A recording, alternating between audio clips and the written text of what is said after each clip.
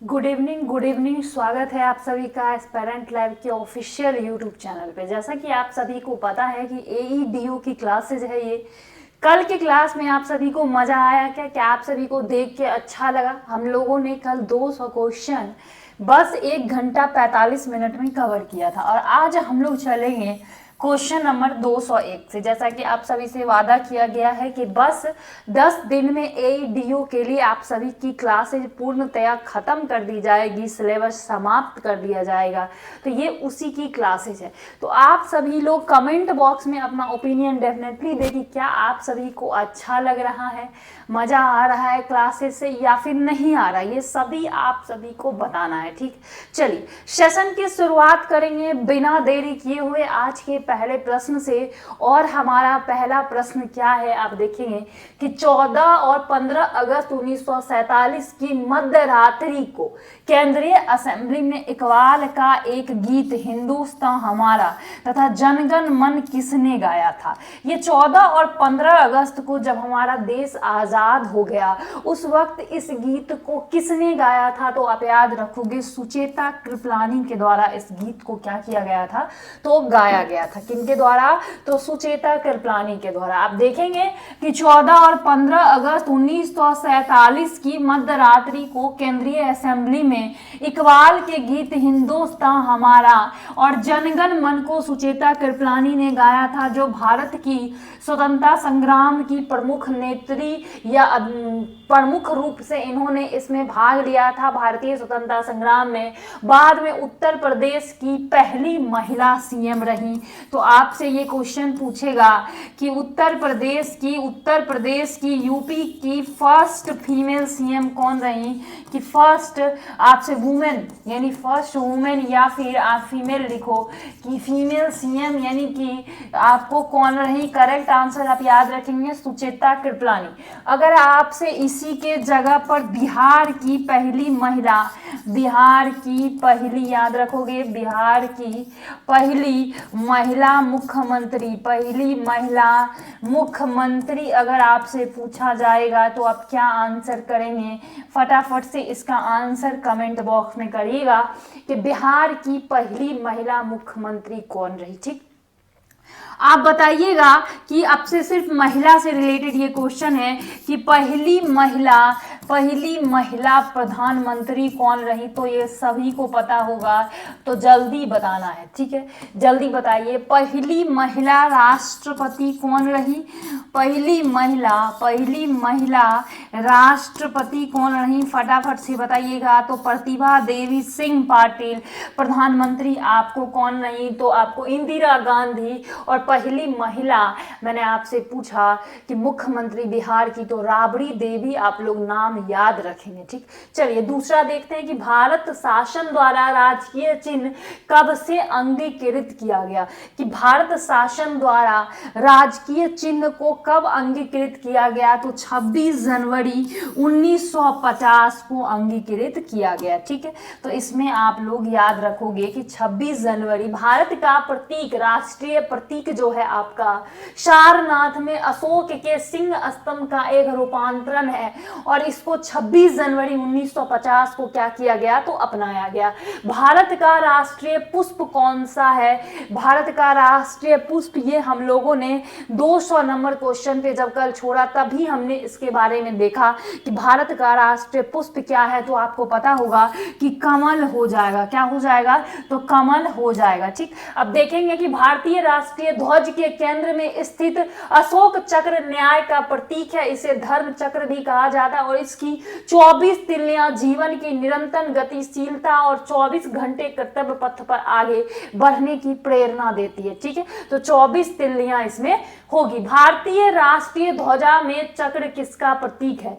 भारतीय राष्ट्रीय ध्वजा जो हमारा देखते हो इसमें चक्र किसका प्रतीक होगा? तो न्याय का, जस्टिस का। किसका हो जाएगा? तो जस्टिस का प्रतीक हो जाएगा। जस्टिस का प्रतीक चिन्ह हो जाएगा। जस्टिस का प्रतीक चिन्ह होगा। इस बात को ध्यान में रखेंगे। देखिए आप लोग जैसा कह रहे थे कि हिंदी इंग्लिश दोनों में सेशन है, मैं अगर दोनों में पढ़ने जाऊं तो टाइम टेकन बहुत ज्यादा होगा, इसलिए मैं हिंदी का पढ़ती हूँ और इंग्लिश की तरफ से मैं साइड रहती हूँ।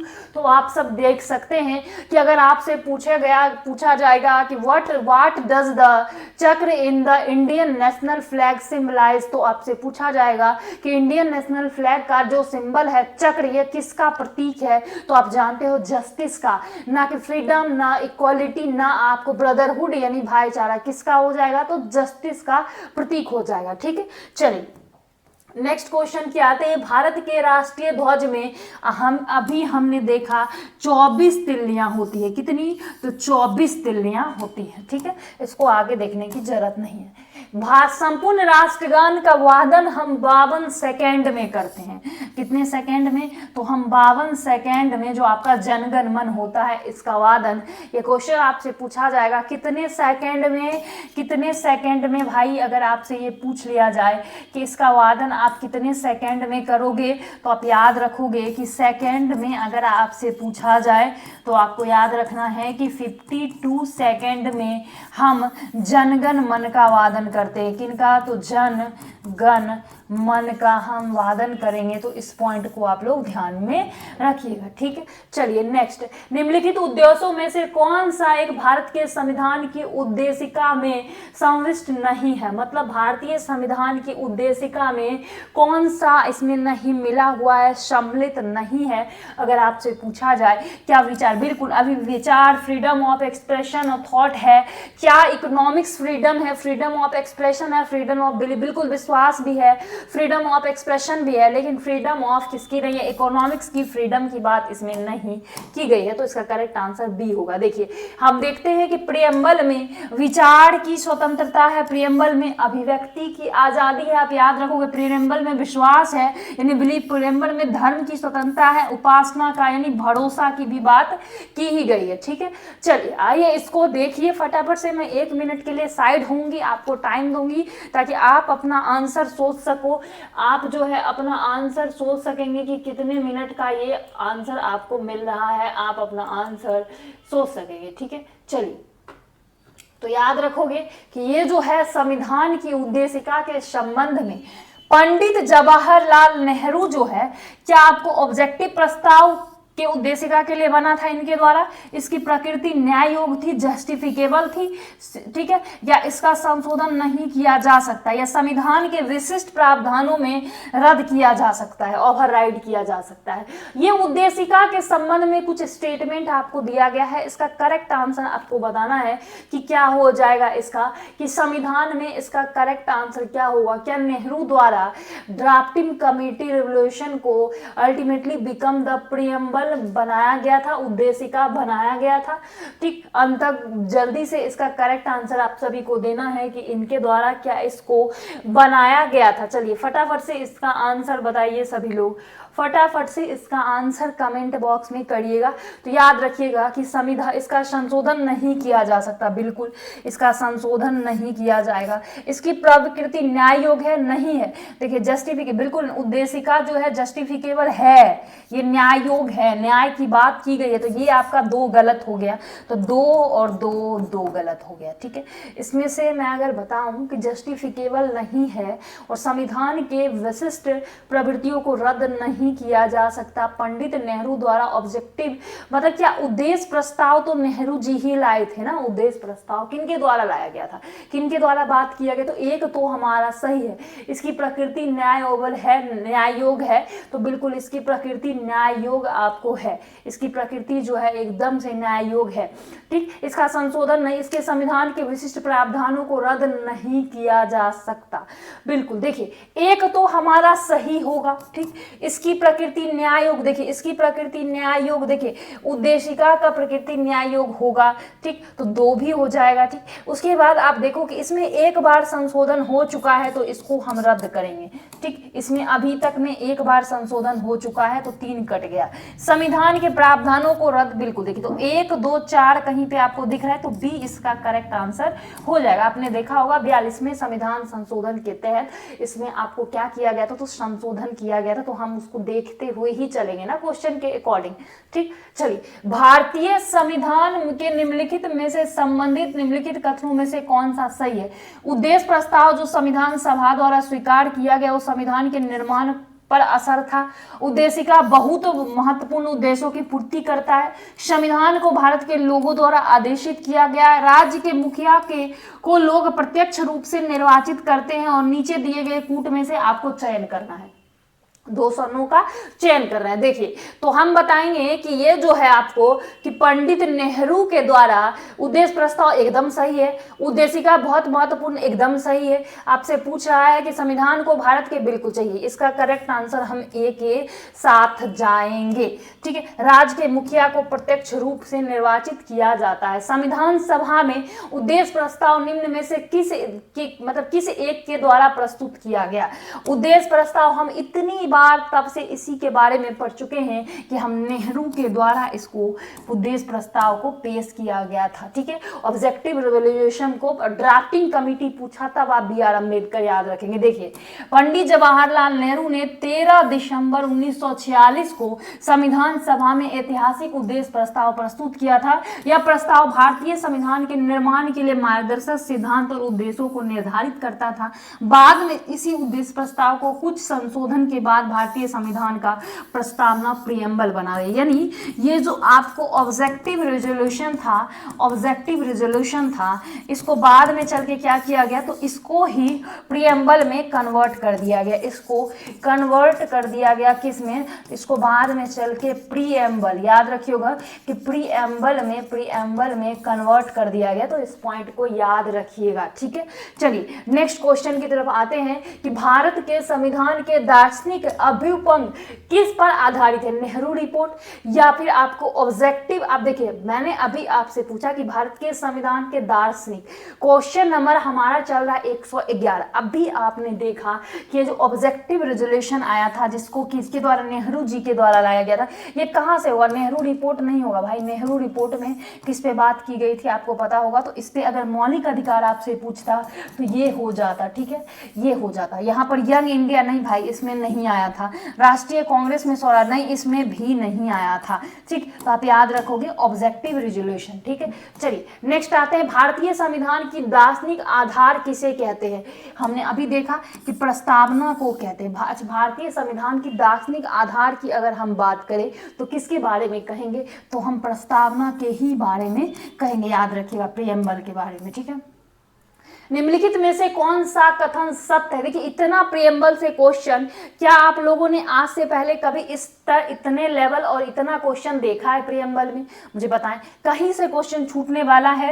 निम्नलिखित में से कौन सा एक कथन असत्य है। उद्देशिका संविधान निर्माताओं के विचार को जानने की कुंजी है, बिल्कुल है। उद्देशिका जनता के आदर्श और निष्ठा आकांक्षा की बात करता है, बिल्कुल करता है। उद्देशिका संविधान निर्माताओं के आशय और संविधान को सम्मिलित करता है, बिल्कुल करता है। संविधान की उद्देशिका का कोई महत्व नहीं है, ये संविधान परिचय से अधिक कुछ नहीं। ये गलत हो गया हमारा, असत्य पूछ रहा है, तो इसका मेरे हिसाब से आंसर इसका डी ही होना चाहिए और डी ही होगा। ठीक, चलिए नेक्स्ट आते हैं कि निम्नलिखित में से आपको बताना है अवतरण में कि हम भारत के लोग भारत को एक संपूर्ण प्रभुत्व संपन्न समाजवादी पंथ निरपेक्ष लोकतंत्र गणराज्य बनाने के लिए समस्त नागरिकों को क्या करते हैं, समस्त नागरिकों को सामाजिक आर्थिक राजनीतिक न्याय अभिव्यक्ति विश्वास धर्म उपासना की प्रतिष्ठा अवसर की समानता के लिए तथा उनमें से सबसे व्यक्ति की गरिमा राष्ट्र की एकता और अखंडता सुनिश्चित करने की बंधुता बढ़ाने के लिए दृढ़ संकल्प अपनी इस संविधान सभा में एक्स एतद द्वारा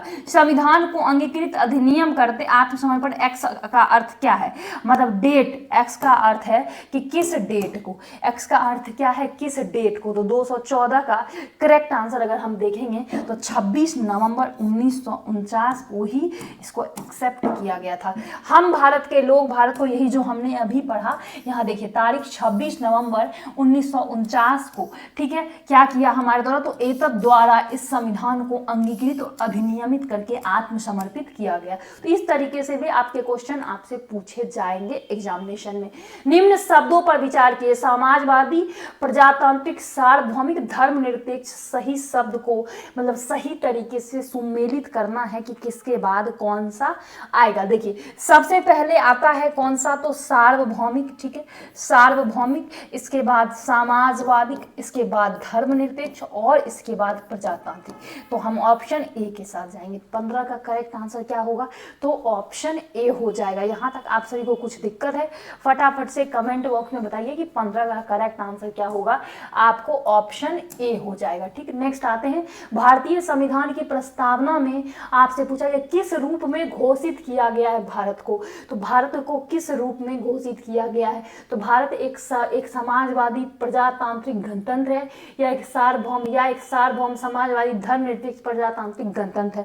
26 का मतलब 216 का करेक्ट आंसर सी हो जाएगा कि ये हमारा देश जो है सॉवरेन भी है, सोशलिस्ट भी है, सेकुलर भी है, डेमोक्रेटिक भी है और रिपब्लिक भी है। ठीक है, याद रखिएगा इस चीज को। चलिए नेक्स्ट आते हैं, भारत में लौकिक सार्वभौमिकता है क्योंकि संविधान की प्रस्तावना आरंभ होती है कहाँ से, तो संविधान की प्रारंभ जो होती है we the people of India से शुरू होता है, इसीलिए हमारे पास स्वॉर्निटी का राइट है। ठीक है, चलिए नेक्स्ट पे आते हैं कि भारतीय संविधान की प्रस्तावना के संबंध में निम्नलिखित में से कौन सा क्रम सही है।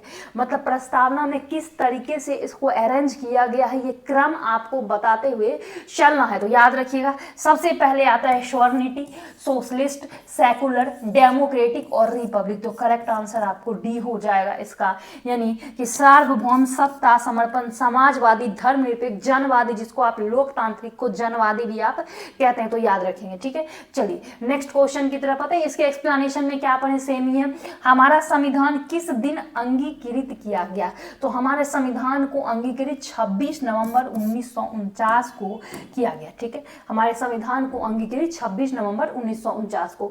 26 नवंबर 1949 को अंगीकृत भारतीय संविधान की प्रस्तावना में सम्मिलित शब्द नहीं थे। देखिए हम समाजवादी, ठीक है, समाजवादी, अखंडता, गणराज और पंथ निरपेक्ष है। ठीक है, क्या नहीं था सम्मिलित, देखिए सम्मिलित क्या नहीं था आपसे ये पूछा है। तो जब हम बात करेंगे तो समाजवादी नहीं था, पंथ निरपेक्ष नहीं था, अखंडता नहीं था, इसका करेक्ट आंसर ए है। और ये गणराज शब्द था, यानी हम बात करें तो गणराज यानी रिपब्लिक शब्द थे इसमें। ठीक है, चलिए नेक्स्ट आते हैं 221, निम्नलिखित में से कौन सा, यही था ना, हाँ चलिए 221, निम्नलिखित में से कौन सा शब्द भारतीय संविधान की प्रस्तावना में नहीं है। भारतीय संविधान की प्रस्तावना में ऐसा कौन सा शब्द है जो नहीं है, तो संघीय शब्द नहीं है, संघीय शब्द नहीं है। फेडरल यानी फेडरल शब्द नहीं है, संघीय शब्द का उल्लेख भारतीय संविधान में नहीं किया गया है, संघीय शब्द का उल्लेख भारतीय संविधान में नहीं किया गया है। प्रस्तावना में भारतीय संविधान में संघवाद शब्द का प्रयोग कहीं भी नहीं किया गया है। तो मैं अगर बताऊं तो इसके बजाय अनुच्छेद 1 में भारत को राज्यों का संघ बताया गया है। ठीक है, प्रॉपर संघ नहीं है। 26 जनवरी 1950 को भारतीय गणतंत्र को सही संवैधानिक स्थिति क्या थी, तो 26 जनवरी 1950 को भारतीय संविधान को सही संवैधानिक स्थिति में किस तरीके से देखा गया, तो अगर आप देखोगे तो यहाँ पर संपूर्ण, प्रभुत्व, संपन्न, लोकतांत्रिक, गणराज के रूप में देखा गया। इसके बाद 3 शब्द और ऐड किए गए थे। ठीक, चलिए देखते हैं, निम्नलिखित शब्दों में से कौन सा शब्द सन 1975 में भारतीय संविधान की प्रस्तावना में नहीं जोड़ा गया। देखिए बंधुत्व, जिसको आप क्या फ्रेटर्निटी कहते हो, सॉवरेन, इक्वालिटी, इंटीग्रिटी, नहीं जोड़ा गया। मतलब नहीं जोड़ा गया अगर आपसे पूछे तो आप याद रखोगे कि 1975 में नहीं जोड़ा गया था आपको ये अखंडता शब्द। क्या हो जाएगा, तो 1975 में अगर मैं बात करूं आपसे नहीं जोड़े जाने की, तो हम कहेंगे कि अखंडता शब्द को नहीं जोड़ा गया था। ठीक है, इसका करेक्ट आंसर क्या हो जाएगा, 223 का करेक्ट आंसर हमारा डी हो जाएगा। क्या हो जाएगा, तो डी हो जाएगा कि अखंडता शब्द 1975 में नहीं जोड़ा गया भाई, 1976 में जोड़ा गया था। कब, तो ये 42वें संविधान संशोधन के तहत। ठीक, शब्द धर्मनिरपेक्ष भारत के संविधान की प्रस्तावना में किस संविधान संशोधन द्वारा जोड़ा गया? तो ये 42वां संविधान संशोधन द्वारा 1976 में धर्मनिरपेक्ष शब्द को जोड़ा गया। ठीक, चलिए कि धर्मनिरपेक्ष सेकुलर शब्द को भारतीय संविधान की प्रस्तावना में 42वां संविधान संशोधन 1976 के तहत जोड़ा गया। इस संशोधन ने प्रस्तावना में सोशलिस्ट, सेकुलर, इंटीग्रिटी ये 3 शब्द जोड़े थे। 42वें संविधान संशोधन को इसके व्यापक परिवर्तनों के कारण अक्सर लघु संविधान, मिनी कॉन्स्टिट्यूशन भी कहते हैं। ठीक है, चलिए देखिए अब बताइए, देखिए सेम क्वेश्चन रिपीटेड है बार बार, यही सेम क्वेश्चन है। चलिए भारतीय संविधान की प्रस्तावना में संशोधन हो गया था भाई 1976 में संशोधन कर दिया गया। 42वें संविधान संशोधन 1976 में संशोधन कर दिया गया था, इस बात को ध्यान में रखेंगे। ठीक, देखिए ये 2 शब्द जो धर्मनिरपेक्ष और समाजवादी प्रस्तावना में जोड़े गए थे, ये 42वां संविधान संशोधन के तहत जोड़ा गया था। ठीक, अब देखिए जो टॉपिक होगा उससे क्वेश्चन बहुत ज्यादा ही आएंगे। संविधान की उद्देशिका में भारत के लोगों को बनाने हेतु दृढ़ संकल्पित क्या पॉइंट था, कैसे आया था, मतलब किस तरीके से लाया गया कि लोगों को दृढ़ संकल्पित बनाया जाए, इसके बारे में। तो यहाँ पर प्रभुत्व संपन्न, समाजवादी, पंथ निरपेक्ष, लोकतंत्रात्मक, गणराज, हम देखते हैं SSSR, याद रखोगे SSSR करके इसका क्रम हो जाएगा, इस तरीके से याद रखेंगे। ठीक है, चलिए नेक्स्ट आते हैं, हम देखते हैं कि भारत के संविधान की उद्देशिका निम्नलिखित शब्दावली जिस अनुक्रम में दी गई है उस अनुक्रम में बताइए। 229 का करेक्ट आंसर बताना है आपको, तो याद रखिएगा मैंने अभी आपको कहा SSSR, देखिए बेसिकली SSSR ही है बस। अगर आपको ये डी कुछ एक तरीके में, जैसे ये हम काट देंगे SSSD, ये काट देंगे। ठीक, अब 2 में आपको ये नोटिस करना है, तो सबसे पहले संप्रभु बनेंगे। ठीक, उसके बाद हम क्या बनेंगे, सोशलिस्ट बनेंगे, सेकुलर बनेंगे, डेव, इसके बाद तो DR तो आपको पता है। तो सबसे पहले आप याद रखोगे कि मतलब आपके पास सॉवर्निटी आ जाए, ठीक, फिर सोशलिस्ट होएगा, फिर आप धर्मनिरपेक्ष बनिएगा, फिर आप DR लगाइएगा। तो करेक्ट आंसर हम A के साथ जाएंगे। ठीक है, चलिए नेक्स्ट आते हैं, निम्न में से कौन सा क्रम जिसमें भारतीय संविधान की उद्देशिका में मेंशन किया गया है? सो हमने अभी आपको देखा है, तो पहले हम देखते हैं संप्रभु, फिर हम देखते हैं समाजवादी, फिर हम देखते हैं सेकुलर, फिर हम देखते हैं रिपब्लिक, फिर हम देखते हैं डेमोक्रेटिक। सो सबसे पहले हम देखेंगे संप्रभु, तो 1 1 1, तो ये कट गया। ठीक है, फिर हम देखते हैं समाजवादी, 2 2 2 2 2, ये भी दोनों कट गया। ठीक, इसके बाद हम देखते हैं कौन सा, तो हम देखते हैं सेकुलर यानी कि 4, पंथ निरपेक्ष, तो यहाँ पर देखो 4, फिर हम देखेंगे लोकतांत्रिक, फिर हम देखेंगे गणराज। ठीक है, मतलब 5 देखेंगे, लोकतांत्रिक, डेमोक्रेटिक, SDR, उसके R का मतलब रिपब्लिक, गणराज। तो हमारा आंसर कुछ ही देर के बाद पता चल गया कि A होगा। ठीक है, चलिए 231 संविधान भारत को घोषित करता है, कैसे? देखिए SSSR भाई, SSSR। देखिए संप्रभुता, समाजवादी, धर्मनिरपेक्ष, लोकतंत्रात्मक, मतलब ये रिपब्लिक और गणराज। तो इसका करेक्ट आंसर 231 का A हो जाएगा। 231 का करेक्ट आंसर क्या होगा आपका? A हो जाएगा। ठीक है, चलिए नेक्स्ट क्वेश्चन की तरफ हम चलेंगे। भारत के संविधान के उद्देश्यों में से एक जो आर्थिक न्याय किसमें उपबंध दिया गया है, मतलब आर्थिक न्याय के उद्देशिका के अलावा किसमें? तो ये DPSP में उद्देशिका के अलावा आपको आर्थिक न्याय देखने को मिलता है। ये देख सकते हैं आप कि भाग 4 में हम देखते हैं कि कहां से 36 से लेके 51 तक में विभिन्न प्रावधान शामिल है, जिनका उद्देश्य सामाजिक और आर्थिक न्याय सुनिश्चित करना है, एक वेलफेयर स्टेट की स्थापना करना, एस्टैब्लिश करने की बात करता है DPSP हमारा। ठीक, चलिए नेक्स्ट, भारत के संविधान की उद्देशिका में कितने प्रकार की न्याय है भाई? 3 प्रकार की न्याय है, सामाजिक, आर्थिक और राजनीतिक। कौन सी? सामाजिक, अब देखोगे आर्थिक और राजनीतिक। इसका क्या कारण उद्देश्य है कि समाज में भेदभाव को समाप्त करना और सभी को समान अवसर देना। आर्थिक में इसका अर्थ है आय की समानता कम करना और संसाधनों के समान वितरण का करना। जैसे अभी मनरेगा आप देखोगे कि बंद कर दिया गया है और उसका VBGB करके आया है, मनरेगा को हटा दिया गया है। क्या था वो? एक आर्थिक काम, आप देखोगे वो क्या है, एक आर्थिक न्याय ही दे रहा है ना, लोगों में आर्थिक न्याय ही प्रदान कर रहा है। जो लोग के पास रोजगार नहीं है, जिनके पास रोजगार नहीं है उनके लिए रोजगार ला रहा है। तो यही तो बात हुआ ना, आर्थिक समानता लाना, लोगों को भुखमरी नहीं झेलना झेलना पड़े। ठीक, नेक्स्ट देखेंगे राजनीतिक न्याय। इसका लक्ष्य शासन और निर्णय की लेन प्रक्रियाओं, सभी नागरिकों के लिए समान भागीदारी और प्रतिनिधित्व सुनिश्चित करना और इसमें समान नागरिक जो है अधिकार और कानून के समक्ष समान होंगे, इसकी बात करता है। भारतीय संविधान की प्रस्तावना में निम्नलिखित में से किस स्वतंत्रता का वर्णन नहीं है? प्रस्तावना में किस स्वतंत्रता का वर्णन नहीं है? 234 का करेक्ट आंसर आप लोग देंगे। ये जो है आर्थिक स्वतंत्रता का वर्णन नहीं दिया गया है। भारतीय संविधान की प्रस्तावना में 5 प्रकार की स्वतंत्रता दी गई है: विचार, अभिव्यक्ति, विश्वास, आस्था और पूजा। आर्थिक स्वतंत्रता का उल्लेख प्रस्तावना में नहीं दिया गया। हालांकि प्रस्तावना सभी नागरिकों के लिए सामाजिक और आर्थिक राजनीतिक न्याय सुरक्षित करने का वादा करते, तो न्याय के हिस्से के रूप में आर्थिक सुरक्षा की बात की गई है, ना कि स्वतंत्रता के रूप में। ठीक है, चलिए अगर मैं आपसे बताऊं, अच्छा तो आप 33 और 34 में कंफ्यूज मत होइएगा, उसमें स्वतंत्रता की बात की गई थी, उसमें न्याय की बात की गई है। ठीक है, तो जब स्वतंत्रता की बात आएगी तो आर्थिक नहीं लाएंगे और जब न्याय की बात आएगी तो आर्थिक लाएंगे। ठीक है, ये बताइए मुझे कि सामाजिक, आर्थिक एवं राजनीतिक क्षेत्र में समान आधार निर्मित करने के लिए राज्य असमान लोगों के लिए भिन्न व्यवहार करता है। आर, ये आपका ए हो गया। ठीक, आर में आपको दे रहा है कि समान लोगों में विधि समान होगी, समान रूप से प्रशासित की जाएगी। उपयुक्त कथन में से कौन सा सही हो जाएगा? चलिए मुझे करेक्ट आंसर देंगे कि ए आर की व्याख्या कर रहा है कि नहीं कर रहा है।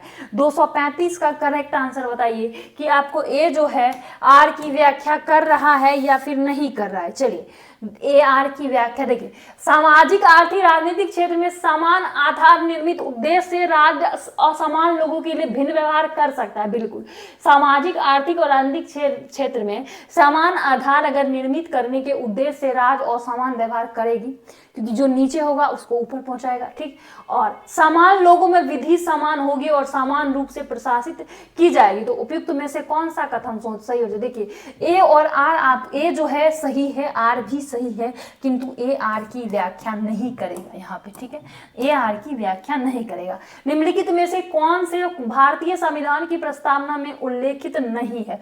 भारतीय संविधान की प्रस्तावना में कौन सा उल्लेखित नहीं है? 236 का करेक्ट आंसर तो हम बताएंगे कि जब भी न्याय की बात करेगी तब आर्थिक लाएंगे, वैसे नहीं लाएंगे। तो अभी आप देख सकते हो कि यहाँ पर जो है सामाजिक न्याय या असमानता को केंद्रित करता है, आर्थिक या धन की गारंटी को केंद्रित करता है, राजनीतिक या जो है आपको क्या करता है तो समान भागीदारी की बात करता है। तो प्रस्तावना के सभी नागरिकों के लिए 3 प्रकार की न्याय सुनिश्चित की गई है, सामाजिक, आर्थिक और न्यायिक। तो हम किसकी बात कर रहे हैं? तो अगर न्याय यहाँ पे मेंशन है, कौन सी प्रस्तावना में नहीं उल्लेखित है, तो न्याय में हम धार्मिक को सही आंसर लगाएंगे। मुझे लगा स्वतंत्रता बोल रहा है। ठीक है, चलिए भारत के संविधान के आमुख का लक्ष्य उसके सभी नागरिकों को के लिए सुनिश्चित करना होता है। भारत के संविधान के आमुख लक्ष्य जो है उसके सभी नागरिक के लिए क्या सुनिश्चित करेगा? 237 का क्वेश्चन करेक्ट अगर आप दोगे तो क्या हो जाएगा? तो सामाजिक तथा आर्थिक बिल्कुल, विचार अभिव्यक्ति की बिल्कुल, अवसर की समानता बिल्कुल, व्यक्ति की प्रतिष्ठा बिल्कुल। तो इसका सारा करेक्ट आंसर जो है डी हो जाएगा, यानी सभी।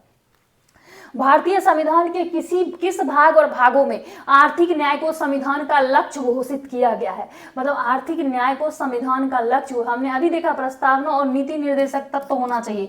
जब हम न्याय की बात करेंगे तो प्रस्तावना और नीति निर्देशक तत्व तो होना चाहिए, अभी आपने देखा है ये चीज। ठीक है, चलिए नेक्स्ट आते हैं कि भारत के संविधान की उद्देशिका में निम्नलिखित में से किसका उल्लेख नहीं है? भारत की संविधान की उद्देशिका में से निम्न में से किसका उल्लेख नहीं है? तो सामाजिक समानता का कोई उल्लेख नहीं है। ठीक है, चलिए नेक्स्ट आते हैं, हम देखते हैं कि निम्नलिखित में से किस वाद में उच्चतम न्यायालय ने धारणा प्रस्तुत की उद्देशिका संविधान का भाग है? तो ये अगर आप मुझे बताएं इसका करेक्ट आंसर क्या हो जाएगा? बोमोई बनाम यूनियन ऑफ इंडिया। ठीक है, चलिए आगे देखते हैं कि उच्चतम न्यायालय ने उद्देशिका संविधान का भाग है, मुख्य रूप से केशवानंद भारती में बताया, लेकिन दिए गए विकल्प में से बोमोई बनाम इंडियन वाला जो है करेक्ट आंसर हो जाएगा। और इसमें न्यायालय ने सिद्धांत पुष्टि की और बलपूर्वक कहा कि उद्देशिका संविधान का मूल विशेषता यानी बेसिक फीचर्स है। ठीक है, क्या है? तो बेसिक फीचर्स है। चलिए नेक्स्ट, सर्वोच्च न्यायालय के कौन से निर्णय में तय हुआ कि प्रस्तावना संविधान का अंग है? अभी इसमें करेक्ट आंसर दे दिया भाई, आपके करेक्ट आंसर दे दिया। तो केशवानंद बनाम केरल राज्य जो हुआ था 1773 में, 1973 में, तो उसी में ये कहा गया था। ठीक, जब केशवानंद भारती लिखा रहेगा तो हम हमेशा यही कहेंगे। ठीक, हम हमेशा इन्हीं के साथ जाएंगे। ठीक, हम हमेशा केशवानंद भारती जी के साथ ही जाएंगे करेक्ट आंसर में। ठीक, चलिए नेक्स्ट क्वेश्चन की तरफ हम बढ़ते हैं कि आपसे पूछ रहा है कि Berubari and express of Berubari in exchange है ना, ठीक है, एक्सचेंज के बाद में उच्चतम न्यायालय ने अभी निर्धारित किया क्या? बेरुबारी मामला जो हुआ इसमें उच्चतम न्यायालय ने क्या निर्णित किया? उन्होंने कहा कि आपको उद्देशिका संविधान का हिस्सा नहीं है।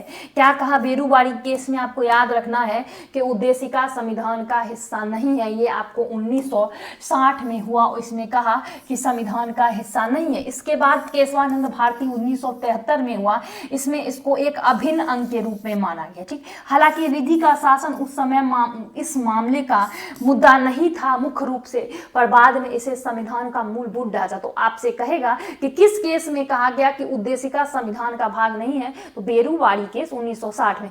किस केस में कहा गया कि उद्देशिका संविधान का मुख्य अंग है? केशवानंदा भारती केस 1973 में। तो दोनों केस आप लोग याद रखेंगे। ठीक है, चलिए नेक्स्ट, प्रस्तावना संविधान का भाग है प्रेक्षण उच्चतम न्यायालय द्वारा निम्नलिखित में से किस प्रकरण में अभी निर्धारित किया गया? तो अभी हम जानते हैं कि प्रस्तावना संविधान का भाग है, ये तो केशवानंद भारती में ही कहा जाएगा ना। तो इसका करेक्ट आंसर क्या हो जाएगा? आपका ए हो जाएगा। ठीक है, चलिए देखते हैं हम फिर से वही सेम चीज, बेसिक स्ट्रक्चर। भारत के संविधान में उद्देशिका का विचार लिया गया है कहां से? प्रियम्बल को हमने कहां से एडॉप्ट किया, किस देश से ग्रहण किया? तो हम कहेंगे कि हम इसको यूएसए के संविधान से लेंगे और यहीं से हम फंडामेंटल राइट को भी लेंगे। ठीक है, चलिए नेक्स्ट आते हैं। नेक्स्ट क्वेश्चन हम देखते हैं कि भारतीय संविधान का कौन सा भाग संविधान की आत्मा है? तो संविधान की आत्मा संवैधानिक उपचार, यानी जिसको आप रीट कहते हैं, रीट जिसकी चर्चा आर्टिकल 32 में की गई है, ये आपके फंडामेंटल राइट का पार्ट है, इसको हम संविधान की आत्मा कहते हैं। ठीक, अब देखेंगे कि डॉक्टर BR अम्बेडकर जो भारतीय संविधान के प्रमुख वास्तुकार थे, उन्होंने संवैधानिक उपचार को रीट यानी आर्टिकल 32 को आत्मा और हृदय कहा था संविधान की। इस अधिकार नागरिकों को अपने मौलिक अधिकार के उल्लंघन के मामले में सीधे सर्वोच्च न्यायालय या उच्च न्यायालय में जाने की शक्ति देता है। अंबेडकर का मानना था कि इस अधिकार के बिना मौलिक अधिकार अर्थहीन होंगे, क्योंकि उन्हें लागू करने के लिए कोई प्रभावी तंत्र नहीं होगा।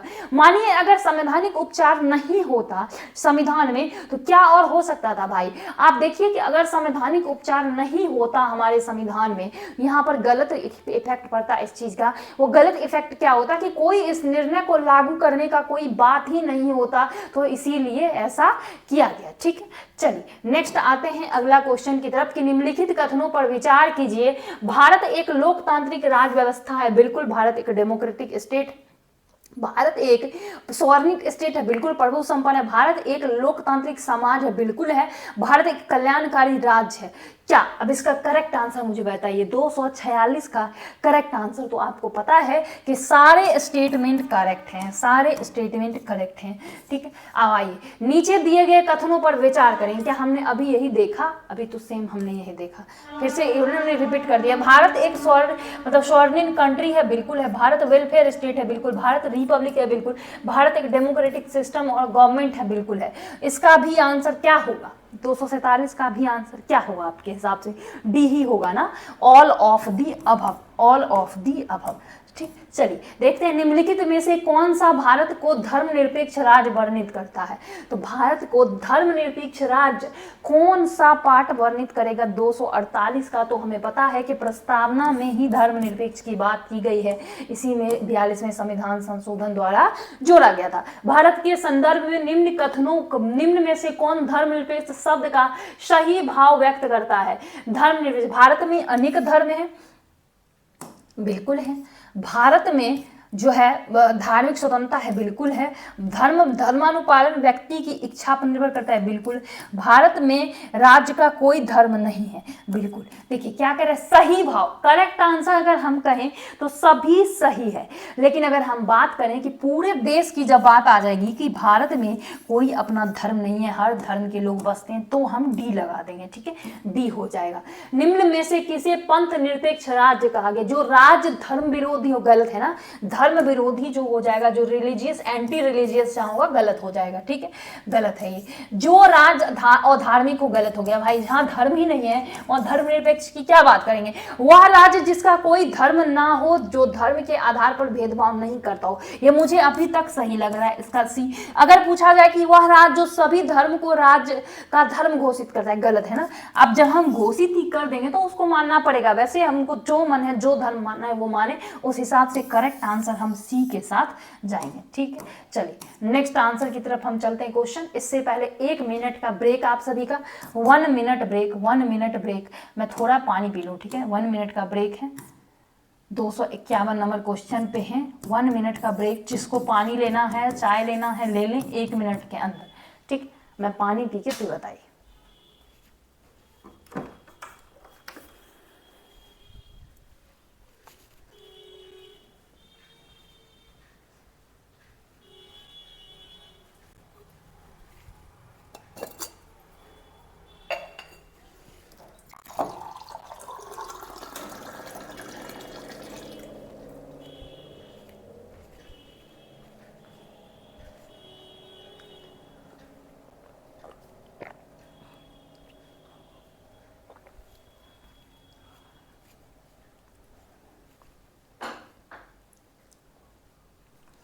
चलिए आगे सेशन स्टार्ट करेंगे 251 नंबर क्वेश्चन से, कि भारत जो है मतलब एक पंथ निरपेक्ष राज्य है, धर्म को प्रोत्साहित करता है, धर्म को एकीकृत, धर्म को हतोत्साहित करता है, या तटी, आपसे पूछ रहा है प्रति तटस्थ रहता है। तो आपको पता है कि जब हम हिंदी वर्ड नहीं समझे तो न्यूट्रल की बात हम यहाँ देखेंगे और करेक्ट आंसर हम इसको डी लगाते हुए जाएंगे, कि भारत जो है एक धर्म के मामले में बहुत ही ज्यादा न्यूट्रल देश है, जिसको जो मानना है भाई वही माने, कोई तरह का लोड नहीं है कि उनको इसी धर्म का पालन करना है, ठीक।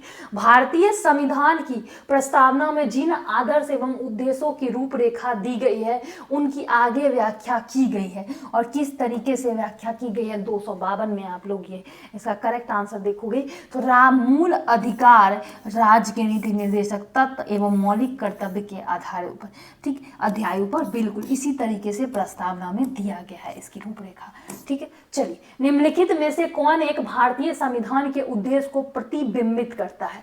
भारतीय संविधान के उद्देश्य को प्रतिबिंबित करता, 253 का करेक्ट आंसर अगर आप दोगे तो प्रस्तावना जो होगा भारतीय संविधान के उद्देश्य को ये प्रतिबिंबित करेगा, ठीक है। चलिए नेक्स्ट देखते हैं कि भारत में राजनीतिक सत्ता का प्रमुख स्रोत कौन सा है? राजनीतिक सत्ता का प्रमुख स्रोत कौन सा है? तो हमें पता है जनता, people, we the people of India है ना भाई। निम्नलिखित में से कौन सा शब्द भारत के संविधान के उद्देशिका में नहीं है? आप मुझे बताइए। पब्लिक वेलफेयर, ये कहाँ है? ये हमको डीपीएसपी में मिलता है, ये हमको डीपीएसपी में मिलता है, और ये डिफरेंट वे में, एक कल्याणकारी राज्य की स्थापना। तो 55 का करेक्ट आंसर हम किसके साथ जाएंगे? तो हम डी के साथ जाएंगे। निम्नलिखित में से कौन सा शब्द भारतीय संविधान की प्रस्तावना का भाग नहीं है? यहाँ मिला लो, क्या नहीं है? रिपब्लिक है, सोशलिस्ट है, डेमोक्रेटिक है और पॉलिटिकल नहीं है। तो करेक्ट आंसर क्या हो जाएगा आपका? बी करेक्ट आंसर हो जाएगा। क्वेश्चन थोड़ा डिफरेंट आ रहा है, मजा आ रहा है, ठीक है। निम्नलिखित में से किस एक भारतीय संविधान की प्रस्तावना में उल्लेख नहीं है? यहाँ देखो, रिपब्लिक है, सोवर्णी है और सोशलिस्ट है, तो फेडरल जो है नहीं होगा, संघात्मक हमारे प्रस्तावना में इसका उल्लेख नहीं है, ठीक। चलिए निम्नलिखित में से कौन सा शब्द भारतीय संविधान की प्रस्तावना में नहीं है? जल्दी बताइए। तो उपासना है, व्यक्ति की गरिमा, अवसर की समानता, लोकतांत्रिक सरकार। करेक्ट आंसर 258 का करेक्ट आंसर फटाफट से कमेंट बॉक्स में कमेंट करेंगे सभी। तो याद रखेंगे कि लोकतांत्रिक गणराज्य 5 तरह की स्वतंत्रता दी गई है संविधान प्रस्तावना में, जिसमें आपको लोकतांत्रिक के बारे में नहीं दिया गया है। यहाँ आप देखोगे, यहाँ पर भी कोई व्यक्ति उपासना कर सकता है, कोई व्यक्ति विश्वास कर सकता है, एक्सप्रेस कर सकता है, विचार दे सकता है, ये सब का स्वतंत्रता है। ठीक है, इस बात को ध्यान में रखेंगे। निम्नलिखित में से किसने भारतीय संविधान की प्रस्तावना को हमारे संप्रभु प्रजातांत्रिक गणराज्य की जन्म कुंडली कहा था?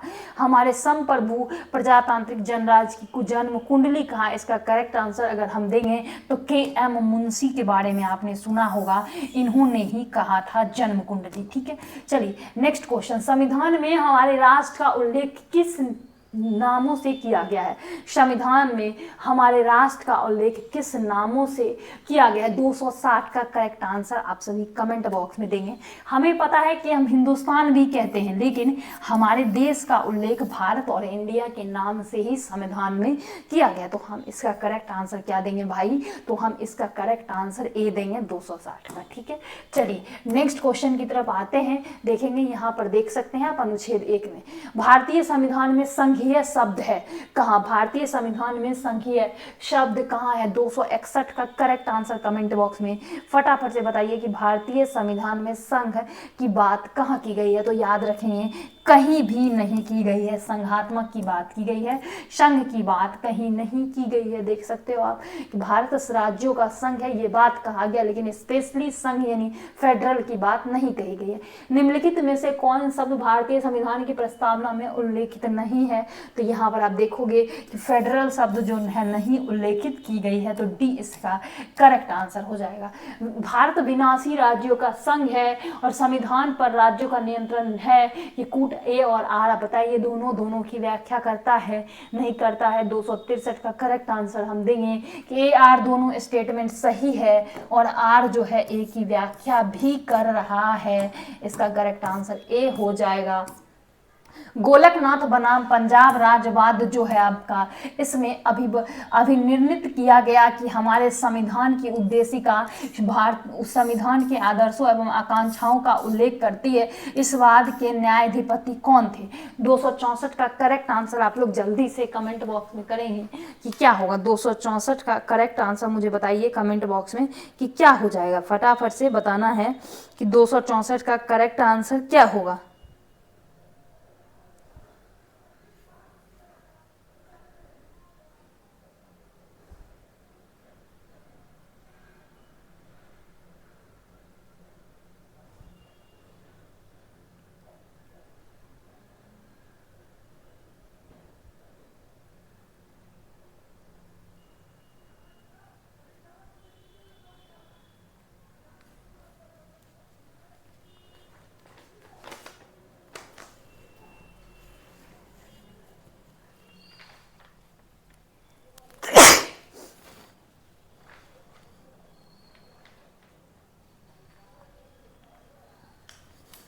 देखिएगा यह जो है न्यायाधिपति सुब्बा राव क्या हो जाएगा कि आदर्श और आकांक्षाओं के प्रति इस बार में क्या कहा गया कि उस टाइम के जज कौन रहे न्यायाधिपति? तो वो आपके न्यायाधिपति सुब्बा राव रहे थे। ठीक है, गोलकनाथ के टाइम कौन रहेंगे? सुब्बा राव। गोलकनाथ बनाम पंजाब राज्य जब 1967 में हुआ तो इस वक्त जो है ऐतिहासिक मामले न्यायाधिपति सुब्बा राव ने मुख्य न्यायाधीश के रूप में बहुमत पर फैसला सुनाया था। ये क्वेश्चन याद रखोगे। ठीक, निम्नलिखित में से किस वाद में भारतीय संविधान में मूलभूत ढांचे की अवधारणा प्रतिपादित की?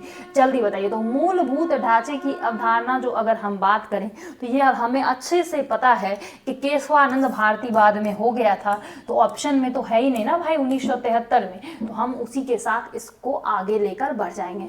निम्नलिखित में से कौन भारतीय संविधान की प्रस्तावना में उल्लेखित नहीं है? तो हम जानते हैं कि अगर प्रस्तावना में सामाजिक, आर्थिक और राजनीतिक न्याय की बात की गई है, एक्सेप्ट धार्मिक न्याय की कोई बात नहीं की गई है, उस हिसाब से इसका करेक्ट आंसर हम डी के साथ जाएंगे, रिलीजियस जस्टिस। ठीक है, नेक्स्ट क्वेश्चन की तरफ आएंगे। भारतीय निम्नलिखित में से कौन सा एक भारतीय संविधान का दर्शन नहीं है? भारतीय संविधान का दर्शन नहीं है, दार्शनिक तरीके से नहीं है, तो उसका करेक्ट आंसर है साम्यवादी राज। क्या हो जाएगा? तो साम्यवादी राज। भारतीय संविधान एक संप्रभु समाजवादी धर्मनिरपेक्ष लोकतांत्रिक गणराज्य की कल्पना करता है और और इसमें कल्याणकारी राज्य, समाजवादी, लोकतांत्रिक, समाजवादी और राजनीतिक समानता की बात करता है। बेसिकली कल्याणकारी राज्य समाजवादी समानता की बात करेगा, लोकतांत्रिक और आर्थिक समाजवादी की बात करेगा ना, बस वही कह रहा है कि हालांकि यह साम्यवादी राज्य वकालत नहीं करता और जिसमें हम सामान्य स्वामित्व पर आधारित एक वर्गहीन राज्य विहीन समाज शामिल होता है और यह भारतीय संवैधानिक दर्शन नहीं है। इसका करेक्ट आंसर क्या था हमारा? साम्यवादी। ठीक, चलिए नेक्स्ट, संविधान के निम्नांकित में से किस प्रावधान के अंतर्गत भारतीय संसद को नया राज्य बनाने की अधिकार दिया गया? मतलब भारतीय संसद को एक न्यू स्टेट बनाने की किसके तहत है? तो आर्टिकल 3 के तहत। आर्टिकल 3, भारत एक राज्यों का संघ है, ये इसमें कहेगा नया स्टेट इसमें बना देगा। 4 में 3 और 4, 2 के और 3 के बारे में बताएगा। ठीक, आगे हम देखेंगे इसलिए ज्यादा एक्सप्लेन नहीं करेंगे इसको। भारतीय संविधान का कौन सा अनुच्छेद यह घोषणा करता है कि इंडिया जो कि भारत है राज्यों का संघ है, India that is a Bharat shall be A union of states. ये किस आर्टिकल के तहत कहा गया है कि India that is a Bharat और ये shall be A union of state? तो हमारा आर्टिकल 1 ये बात कहता है, हमारा अनुच्छेद 1 इस बात की कल्पना करता है, संकल्पना करता है। भारतीय संविधान का अनुच्छेद 1 क्या कहता है कि union of state, union of state यानी भारत राज्यों का एक संघ है, इस बात को घोषित करता है। ठीक, चलिए नेक्स्ट क्वेश्चन पे आते हैं कि भारतीय संविधान का कौन सा अनुच्छेद संसद को नागरिकता के अधिकार नियमित करने की शक्ति प्रदान करता है? ये आर्टिकल 9 कहेगा। कौन सा? हमारा आर्टिकल 9 जो है ये कहेगा कि यह जो है संसद को नए मतलब आर्टिकल 11 कहेगा कि संसद जो है कोई भी कानून बना सकती है, किसके रिलेटेड? तो नागरिकता के रिलेटेड। ठीक, चलिए देखते हैं कि भारतीय संविधान का आर्टिकल 11 संसद को नागरिकता के अधिकार के कानून बनाने, विनियमित और रेगुलेट करने की शक्ति प्रदान करता है। यह अनुच्छेद संसद को नागरिकता की अधिग्रहण, समाप्ति और इससे संबंधित अन्य सभी मामलों के संबंध में प्रावधान बनाने का अधिकार देता है। इसी शक्ति का प्रयोग करते हुए संविधान ने नागरिकता अधिनियम 1955 बनाया। इस तरीके से 5 तरह से नागरिकता मिलेगी, 5 तरह से नागरिकता दी जाएगी, 5 तरह से नागरिकता दी जाएगी और 3 तरह से याद रखेंगे कि 3 तरह से नागरिकता ली जाएगी। ठीक है, 3 तरह से नागरिकता ली जाएगी। तो यही बात है कि 5 तरीके से आपको नागरिकता दी जाएगी भाई और 3 तरीके से आपसे नागरिकता ली जाएगी। 1900 आपको ये भाग 2 में कुछ खास नहीं पढ़ना, आपको इतना पढ़ना है कि आर्टिकल 5 से 11 तक में नागरिकता संबंधी प्रावधान किया गया, ब्रिटेन से अडॉप्ट किया गया है। 5 में नागरिकता संबंधी बात बताई गई है, 11 के तहत संसद कानून बनाएगी, यही। बाकी आपको सिर्फ स्पेशली पढ़ना है कि आपको 1955 नागरिकता उन्मूलन अधिनियम आया था, एक्ट आया था, इसके तहत 5 तरीके से नागरिकता दी जाती है, जन्म द्वारा, वंश द्वारा, रजिस्ट्रेशन द्वारा, देशीकरण द्वारा, पंजीकरण द्वारा, इसी सब भूमि अधिग्रहण द्वारा, तो इस तरीके से आपको 5 तरीके से नागरिकता दी जाएगी। 3 तरीके से ले ली जाएगी, आप खुद से त्याग कर दो, आप पर कोई देशद्रोह लग जाए इस आधार पे, या फिर जो है आप किसी और देश की नागरिकता ग्रहण कर लो, तो 3 तरीके से आपकी नागरिकता छीन ली जाएगी। तो आपको बस 1955 के एक्ट को याद रखना और इतनी बात को याद रखना है। भारतीय संविधान की प्रस्तावना में प्रयुक्त समाजवाद शब्द को निम्नलिखित किस अनुच्छेद और अनुच्छेदों से मिलाकर पढ़ने में सर्वोच्च न्यायालय को समान कार्य के लिए समान वेतन का मौलिक अधिकार में घोषित किया गया? ये आपको आर्टिकल 14, 15, 16 है। आर्टिकल 14 जो कानून के समक्ष सभी लोग समान है, तो यहाँ क्या कह रहा है सर्वोच्च न्यायालय? 15 जाति, धर्म, लिंग के आधार पर भेदभाव नहीं करना है। 16 में अवसर की समानता की बात की गई है, तो इस हिसाब से आपको 14, 15, 16। भारतीय संविधान का छुआछूत उन्मूलन संबंधी एक्ट किसमें आया? तो आर्टिकल 17 में। 15 आपका क्या कहता है कि जाति धर्म याद रखना है, जाति धर्म लिंग जन्मस्थल के आधार पर भेदभाव नहीं करना। 16 में अभी मैंने आपको बताया कि अवसर की समानता चाहिए, ठीक है, अवसर की समानता हो, अवसर की समानता हो। 18 में मैंने अभी आपको बताया 18 में क्या होगा आपका, 18 में क्या होगा तो उपाधियों के अंत की बात करेगा। किसकी बात करेगा? तो उपाधियों के अंत की, उपाधियों के अंत की बात करेगा आर्टिकल 18 में। तो इस तरीके से आप याद रखेंगे इसको। आपको यहाँ तक में कुछ दिक्कत हो रहा है 273 तक में, ये हमारा 273 क्वेश्चन अभी तक में खत्म हो चुका है। ठीक, हम आगे बढ़ेंगे। आगे देखेंगे कि भारतीय संविधान का आर्टिकल 17 संबंधित है, हमने अभी देखा है किससे, तो उसमें आपने अभी देखा अस्पृश्यता से उन्मूलन की बात। अच्छा, शिक्षा आप देखोगे कि आर्टिकल 21 का आर्टिकल 21 जो है, आर्टिकल 21 के 1 में इसको ऐड कर दिया गया है, राइट टू एजुकेशन। ठीक है, राइट टू एजुकेशन ऐड कर दिया गया है, तो ये शिक्षा का अधिकार इसमें दे दिया गया है। तो अब आप इसको भी याद रख लोगे, आर्टिकल 21 के ए में हमारे शिक्षा के अधिकार की बात की गई है, करी गई है। यहाँ तक समझ में आया? किसी को कुछ दिक्कत हो रहा है? फटाफट से बताइए। चलिए नेक्स्ट चलते हैं हम लोग। भारतीय संविधान के निम्नलिखित अनुच्छेदों में से कौन विधायन सत्ता पर पूर्ण नियंत्रण लगाता है? ठीक, विधायन सत्ता पर पूर्ण नियंत्रण लगाने वाला कौन सा आर्टिकल होगा? 275 का करेक्ट आंसर मुझे कमेंट बॉक्स में फटाफट से बताइए सभी लोग। 275 का करेक्ट आंसर कमेंट बॉक्स में फटाफट से बताना है। ठीक, 275 का तो याद रखिएगा, ये भी आपको आर्टिकल 14 ही करेगा। ठीक है, ये भी आपको आर्टिकल 14 ही करेगा। विधायन मतलब विधि बनाना, और विधि बनाने की बात हमने अभी देखा कि आर्टिकल 14 के तहत ही किया गया है। ठीक है, चलिए नेक्स्ट देखते हैं। भारतीय संविधान का कौन सा अनुच्छेद व्यक्ति की विदेश यात्रा अधिकार पर संरक्षण प्रदान करता है?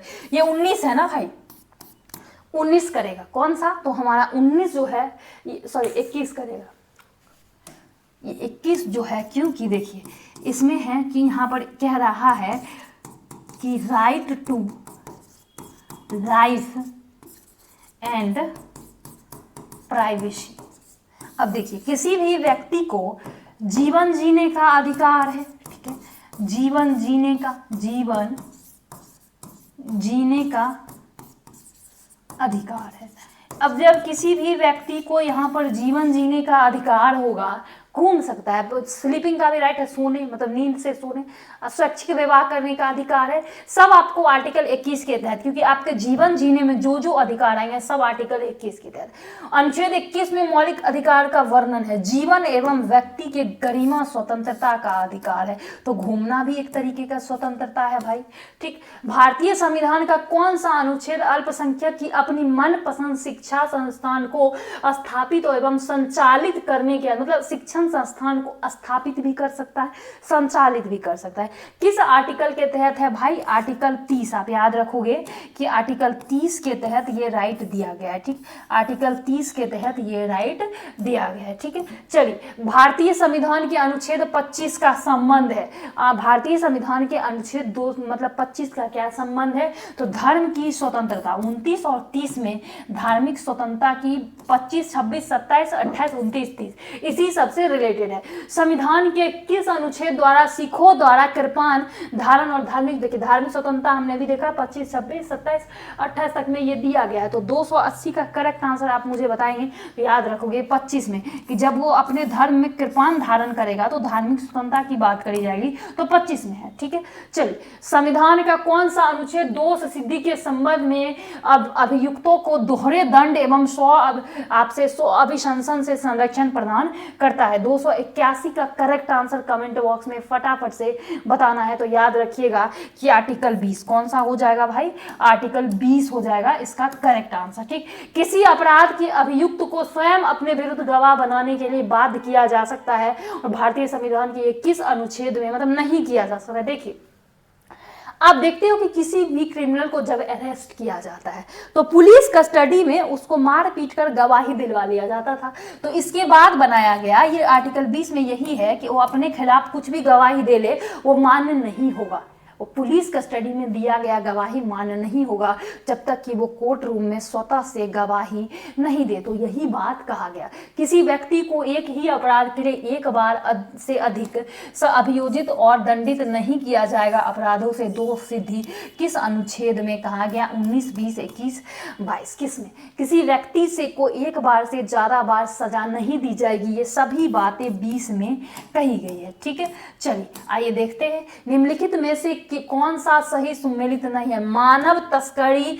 दुर्व्यापार ये आर्टिकल 23 में है, कारखाना में बलात्सर 24 में है, धार्मिक कार्यों के प्रबंधन की स्वतंत्रता 26 में है सही, शिक्षण 29 में, शिक्षण संस्थानों की स्थापना और प्रशासन करने का अल्पसंख्यक वर्गों को अधिकार। तो 284 का करेक्ट आंसर अगर मैं आपको दूं तो ये सही है, ये सही, ये सही और ये गलत हो जाएगा। तो करेक्ट आंसर हमारा डी हो जाएगा। ठीक है, चलिए भारत के संविधान के अंतर्गत कौन सा अनुच्छेद कारखानों में बालकों के नियोजन का प्रतिबंध बताता है। अभी हमने देखा आर्टिकल 24।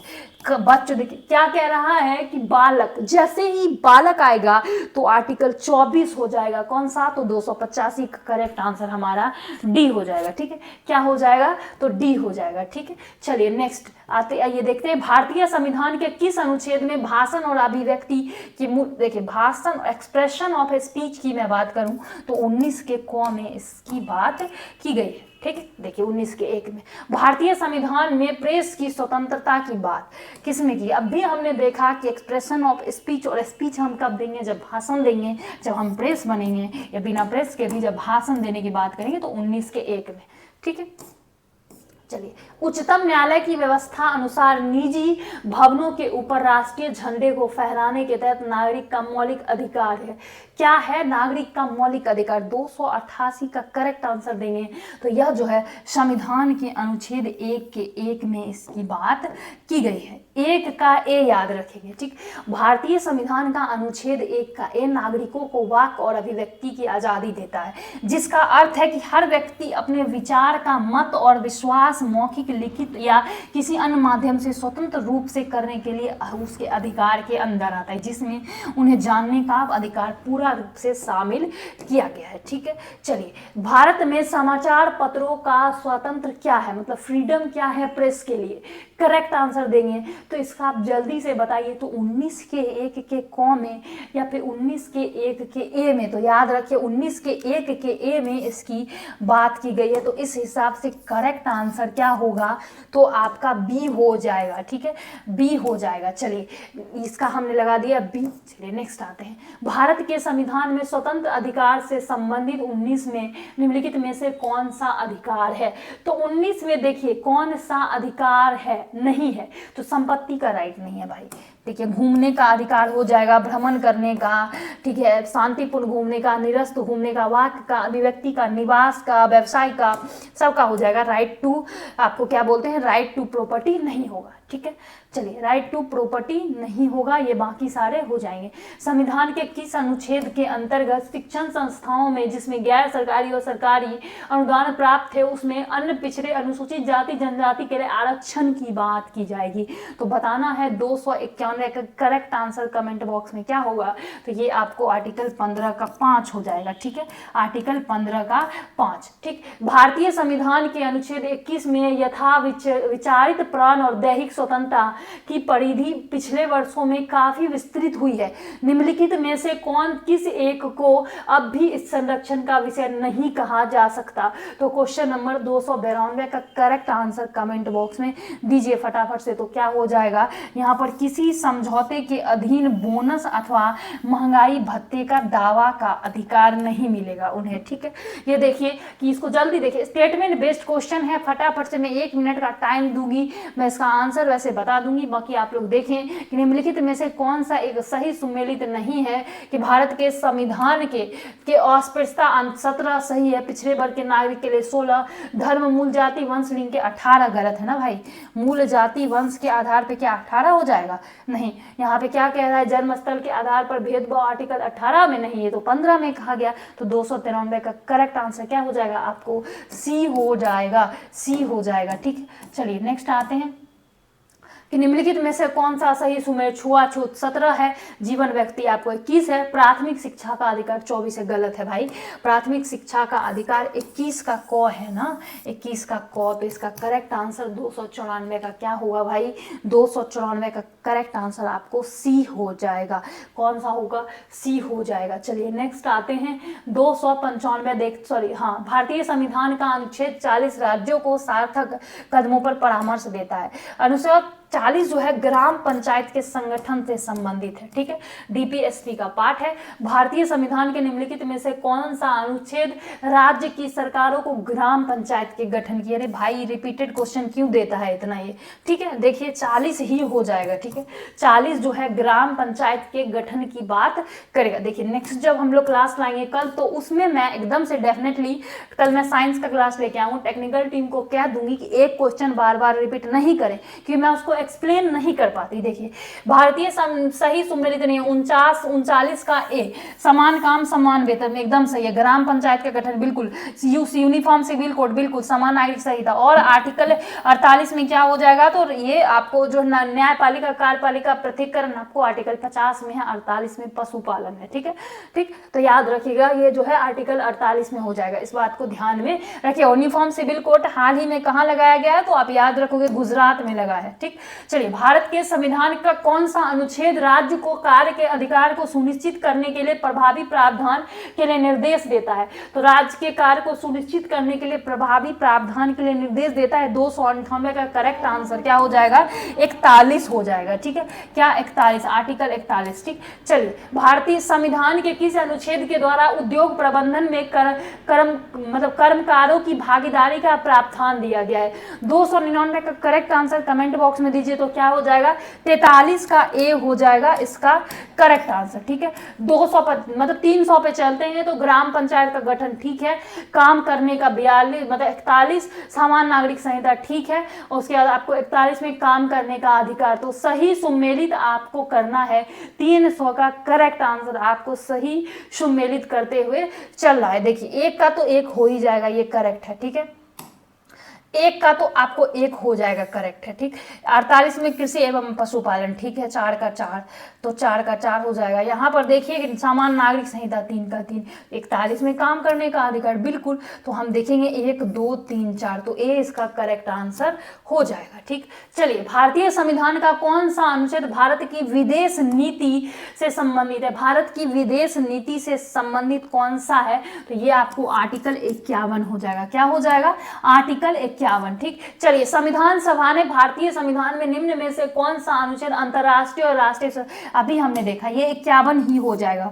विदेश नीति हो, अंतरराष्ट्रीय राष्ट्रीय की बात हो, सब आपको आर्टिकल क्या हो जाएगा, 51। जल्दी से फटाफट इसको पढ़ लीजिए आप लोग, एक बारी पढ़ लेंगे कि क्या कह रहा है, ये क्या कह रहा है, तो याद रखेंगे क्या कह रहा है कि संविधान का अनुच्छेद 51 क्या कह रहा है कि राज्य का नीति निर्देशक सिद्धांत का एक हिस्सा है जो राज्य को अंतर्राष्ट्रीय शांति और सुरक्षा बढ़ावा देता है, और इस अनुच्छेद के अनुसार प्रयास करना मतलब राज्य प्रयास कर होगा, ठीक है, राज्य का प्रयास होगा। भारतीय संविधान के किस अनुच्छेद में भारतीय नागरिक की मूल कर्तव्य की बात की गई, 51 का क हो जाएगा, 51 का क, और भाग 4 का क, ठीक है, भाग 4 का क लिया कहां से जाएगा, रूस से, जो पहले आपको सोवियत संघ था, ठीक है। चलिए नेक्स्ट आते हैं, भारत के प्रत्येक नागरिक का कर्तव्य होगा प्राकृतिक पर्यावरण का संरक्षण एवं सुधार, यह कथन भारतीय संविधान के किस भाग में दिया गया भाई, ये आपके 51 के ए में दिया गया, ठीक,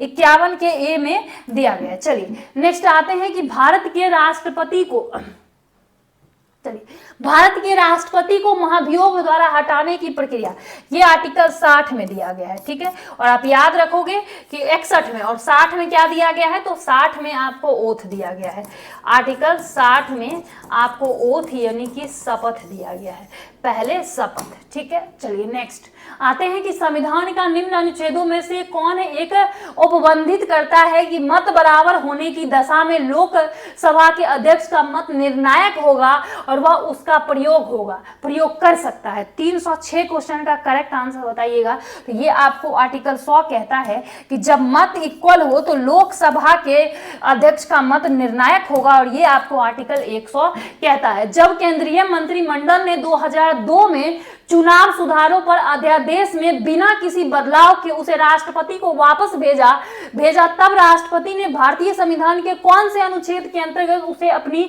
सहमति दी थी, तो 307 का करेक्ट आंसर देंगे फटाफट से। तो आप जानते हो 123 के तहत अध्यादेश जारी करना होता है, और इसी के तहत उन्होंने एक सहमति पत्र दिया था, ठीक है। चलिए निम्नलिखित के संविधान के किस अनुच्छेद के अंतर्गत भारत के राष्ट्रपति को अध्यादेश जारी करने का शक्ति प्रदत्त किया गया है, तो ये आपको 123 के तहत, ठीक है, आर्टिकल 123 के तहत संघ का वह कर्तव्य होगा कि वह बाह्य आक्रमण तथा आंतरिक गड़बड़ी से प्रत्येक राज्य की रक्षा करे।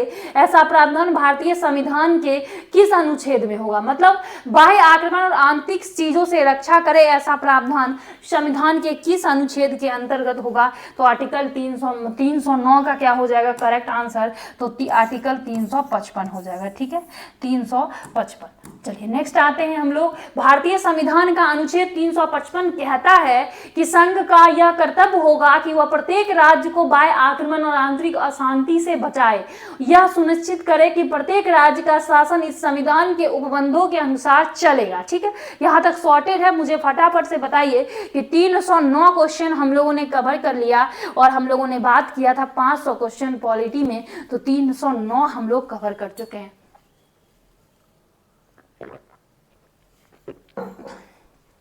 चलिए आइए नेक्स्ट देखेंगे, संविधान के किस अनुच्छेद के अंतर्गत धन विधेयक को परिभाषित किया गया है? धन विधेयक को किस आर्टिकल के तहत परिभाषित किया गया है? क्वेश्चन नंबर 310 और इसका करेक्ट आंसर क्या हो जाएगा आपको?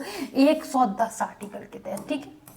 देखिए कि संविधान के अनुच्छेद 110 में मनी बिल की बात की गई है, परिभाषित किया गया। इस अनुच्छेद को सभी विषयों का उल्लेख जो किसी विधेयक को धन विधेयक बनाते हैं, जैसे कर लगाना, हटाना, भारत सरकार द्वारा धन उधार लेना, ठीक है, और विनिमय करना, भारत सरकार की संचित निधि से धन विनियोग करना, ये सब 110 के आर्टिकल के तहत आएगा। संविधान के किस अनुच्छेद के अंतर्गत न्यायालयों द्वारा संसद की कार्यवाही की जांच करना प्रतिबंधित किया गया? 311 नंबर क्वेश्चन का करेक्ट आंसर देंगे तो आर्टिकल 122 के तहत ये किया गया, ठीक, आर्टिकल 122 के तहत ये किया गया है। इस बात को आप सभी लोग ध्यान में रखेंगे, ठीक है, जिसके तहत न्यायालय को संसद की कार्यवाही की वैधता की जांच करने से प्रतिबंधित किया गया, क्योंकि यह संसद की आंतरिक प्रक्रिया से क्या करेगा? तो आंतरिक प्रक्रिया से प्रति संबंधित और संसद के अधिकारों के क्षेत्राधिकार में आता है, जिससे न्यायिक हस्तक्षेप नहीं किया जा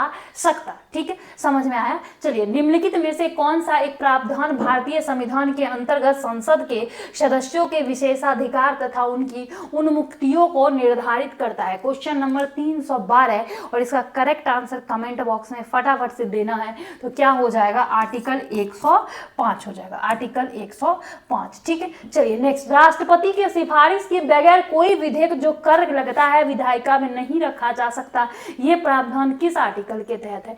मतलब राष्ट्रपति के सिफारिश के बगैर कोई विधेयक जो कर लगता है ये नहीं पारित किया जा सकता, किस आर्टिकल में इसकी बात की गई है? 313 नंबर क्वेश्चन का करेक्ट आंसर कमेंट बॉक्स में करेंगे तो क्या हो जाएगा? 117, अनुच्छेद 117 में ये बात किया गया है, इस बात को ध्यान में रखिएगा। संविधान में मंत्रिमंडल शब्द का एक ही बार प्रयोग हुआ है और वह कौन सा है? किस आर्टिकल में मंत्रिमंडल शब्द का प्रयोग हुआ है? 314 का करेक्ट आंसर आप बताओगे तो मंत्रिमंडल शब्द का प्रयोग आर्टिकल 352 में किया गया है और एक ही बार किया गया है। देखिए 352 के 3 में मंत्रिमंडल यानी कैबिनेट मिनिस्टर, मंत्री परिषद नहीं मंत्रिमंडल याद रखेंगे, कैबिनेट मिनिस्टर की बात 352 के 3 में की गई है जो राष्ट्रीय आपातकाल से संबंधित है और यह 44वें संविधान संशोधन 1978 द्वारा जोड़ा गया था ताकि आपातकाल की घोषणा के लिए राष्ट्रपति को मंत्रिमंडल की लिखित सूचना अनिवार्य हो, ना कि केवल प्रधानमंत्री की सलाह पर। आपको याद होगा कि जब 1975 में इमरजेंसी लगा और 1977 तक चला था तो क्या हुआ था? इस वक्त फोन पर ही इमरजेंसी ले लिया गया था, मतलब आपातकाल की घोषणा कर दी गई थी इंदिरा गांधी जी के द्वारा। तो उसके बाद ही ये डिसाइड किया गया गवर्नमेंट द्वारा, 44वें संविधान संशोधन होते हैं। देखिए 42वां संविधान संशोधन 44वें संविधान संशोधन में अगर आप कंपेयर करना चाहें तो क्या हुआ था कि 42वें संविधान संशोधन में इंदिरा गांधी जी के टाइम हुआ, 44 44वां संविधान संशोधन मोरारजी देसाई जी के टाइम हुआ। तो इसमें बहुत सारा ऐसा चीज था, जैसे लोकसभा का कार्यकाल 1 वर्ष के लिए बढ़ा दिया गया, 42वें में आपको प्रस्तावना में पहली बार संशोधन कर दिया गया, ये सारे चीज हुए। तो 44वां में जब हुआ तो 42वां में जो भी त्रुटि हुआ उसको हटाया गया 44वें संविधान संशोधन के तहत। जैसे लोकसभा का कार्यकाल वापस से 5 वर्ष कर दिया गया, ठीक। और यहीं पर कहा गया कि मंत्रिमंडल के से लिखित रूप से मतलब आपातकाल की घोषणा अनिवार्य रूप से लेना होगा, उसके बाद ही आपातकाल की घोषणा की जाएगी, ये आपको कहा गया 44वां संविधान संशोधन 1978 में। तो इस बात को आप ध्यान में रखोगे, ठीक है। भारत में सुधारात्मक याचिका जो है उच्चतम न्यायालय में निम्न अनुच्छेद के अंतर्गत दाखिल किया जाता है। तो जो याचिका लोग पेश करते हैं उसमें सुधार करने के लिए सुधारात्मक याचिका जो होती है किस आर्टिकल के तहत उच्च न्यायालय में पेश करेंगे, तो याद रखोगे आप कि 142 के तहत, ठीक। सॉरी, उच्चतम न्यायालय में, सुप्रीम कोर्ट में, ठीक है। संविधान का कौन सा अनुच्छेद उच्चतम न्यायालय को उसके द्वारा दिए गए निर्णय अथवा आदेश के पुनर्विलोकन हेतु अधिकृत करता है? तो 316 का करेक्ट आंसर मुझे फटाफट से कमेंट बॉक्स में बताइए। तो ये आपका हो जाएगा अनुच्छेद 137। क्या हो जाएगा? तो ये आपका इसका करेक्ट आंसर हो जाएगा अनुच्छेद 137। भारतीय संविधान का अनुच्छेद 137 उच्चतम न्यायालय को अपने द्वारा सुनाए गए किसी भी निर्णय या दिए गए आदेश की समीक्षा यानी पुनर्विलोकन करने की शक्ति प्रदान करता है। यह शक्ति न्याय सुनिश्चित करने और दुर्लभ या असाधारण मामलों में त्रुटि को सुधारने के लिए दिया जाता है, ठीक है। न्यायाधीशों के वेतन एवं पेंशन संबंधी प्रावधान भारतीय संविधान के किस अनुच्छेद में उल्लिखित किया गया है? मतलब न्यायाधीशों के वेतन संबंधी प्रावधान भारतीय संविधान के किस अनुच्छेद में दिया गया है? तो ये आपको 125 में दिया गया है। किसमें? तो 125 में इसकी बात की गई है, इस बात को ध्यान में रखिएगा। देखिए, राज्य में विधान परिषद के सृजन हेतु, ये याद रखिएगा, किसमें? तो 125 में। विधान परिषद के सृजन हेतु संविधान के किस अनुच्छेद में वर्णित प्रक्रिया को अपनाया जाता है? 318 का करेक्ट आंसर कमेंट बॉक्स में करेंगे तो 169 हो जाएगा। क्या हो जाएगा? तो 169। क्या होगा? तो 169 में इसकी बात की गई है, इस बात को ध्यान में रखिएगा, ठीक है। चलिए देखते हैं कि राज्यों में विधान परिषद के सृजन या उन्मूलन हेतु उन्मूलन की प्रक्रिया संविधान के अनुच्छेद 169 में वर्णित है, जिसके तहत राज्य विधानसभा विशेष बहुमत से प्रस्ताव पारित करती है और फिर संसद कानून बनाकर उसे क्या करती है? तो समाप्त करती है, ठीक है। भारतीय संविधान के निम्नांकित अनुच्छेद में से कौन सा राज्य की विधानसभाओं के निर्वाचन का प्रावधान प्रस्तुत करता है? तो राज्य के विधानसभा का निर्वाचन का प्रस्ताव कौन प्रस्तुत करेगा? मुझे बताइए करेक्ट आंसर। तो क्या हो जाएगा आपका? उपरोक्त में से तो फिलहाल कोई नहीं होगा, ठीक है। उपरोक्त में से कोई नहीं होगा क्योंकि मैंने आपसे कहा कि राज्य विधानसभाओं के निर्वाचन का प्रावधान मुख्य रूप से अनुच्छेद 324 चुनाव आयोग द्वारा विधानसभा की संरचना से संबंधित है, जबकि अनुच्छेद 170 प्रत्यक्ष चुनाव और के चुनाव का प्रावधान करता है और 170 में विधानसभा के सदस्यों का प्रत्यक्ष चुनाव प्रावधान करता है जो निर्वाचन हेतु मूल्य रहता है, ठीक है। राज्य विधान परिषद का प्रावधान भारतीय संविधान के किस अनुच्छेद में है? जब आपसे विधान परिषद पूछेगा तब आप करेक्ट आंसर क्या दे दोगे इसका फटाफट से? तो 171 और विधानसभा आपको 170। वहां पे क्या पूछा गया था? चुनाव। तो चुनाव तो हम देखते हैं चुनाव आयोग 324 के ही तहत आती है, ठीक है। विधान परिषद और विधानसभा के बारे में आप लोग समझ गए। मुझे एक बात बताइए फटाफट से कि विधान परिषद और विधानसभा क्या है? जिस तरीके से आप देखते हो कि हम सेंट्रल में लोकसभा देखते हैं और विधानसभा देखते हैं, सेम मतलब लोकसभा और राज्यसभा सेम हम देखते हैं कि जब राज्य में हम देखते हैं कि ये राज्य में तो हम क्या देखते हैं? विधानमंडल। जिस तरीके से हम संसद देखते हैं उस तरीके से हम क्या देखते हैं यहाँ पर? विधानमंडल। आप 1 मिनट से ध्यान रखेंगे कि हम विधान मंडल देखते हैं किसमें? तो आर्टिकल 169 में, ठीक है। इसको फिर से हम 2 भागों में डिवाइड करेंगे। वो 2 भाग क्या होंगे? आर्टिकल 170 और आर्टिकल 171। तो जैसे ही हम 171 पे जाएंगे, इसमें किसके बारे में हम पढ़ेंगे भाई? तो हम पढ़ेंगे विधान परिषद के बारे में। किसके बारे में? विधान परिषद के बारे में। विधान परिषद, ठीक है। और हम यहाँ 170 में पढ़ लेंगे विधानसभा के बारे में, ठीक है।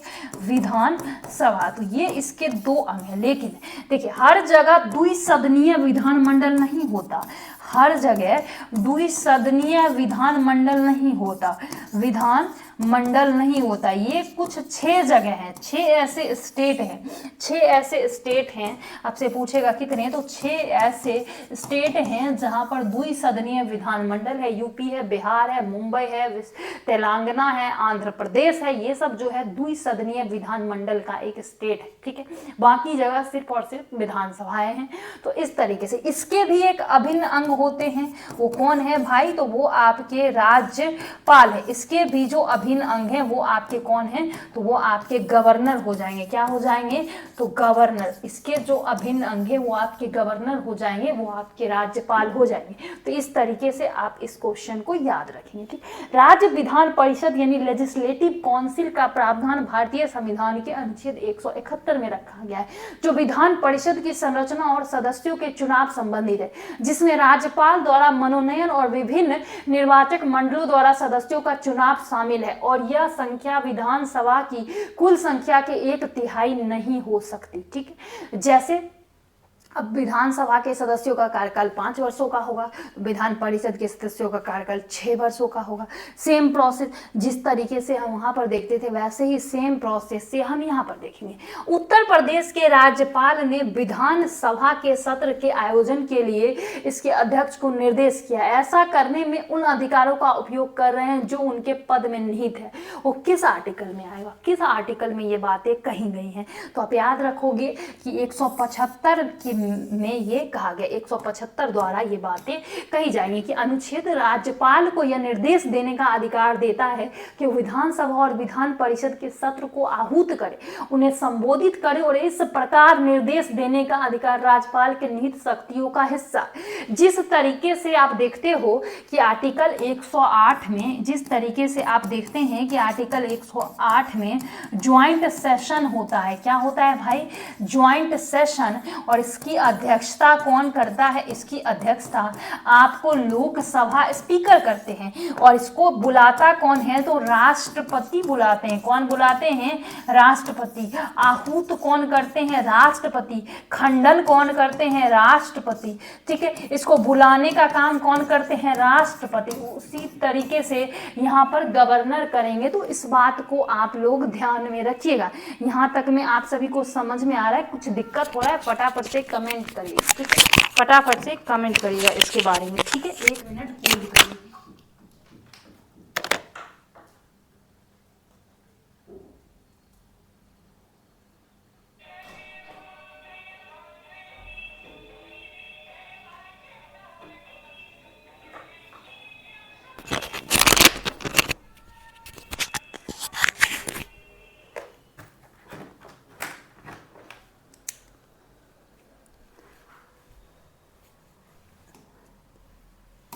चलिए नेक्स्ट क्वेश्चन देखेंगे कि संविधान के किस अनुच्छेद में, संविधान के आपके किस अनुच्छेद यानी किस आर्टिकल में, आर्टिकल के अंतर्गत राज्यपाल राष्ट्रपति के अनुमोदन के लिए किसी विधेयक को भेज सकता है।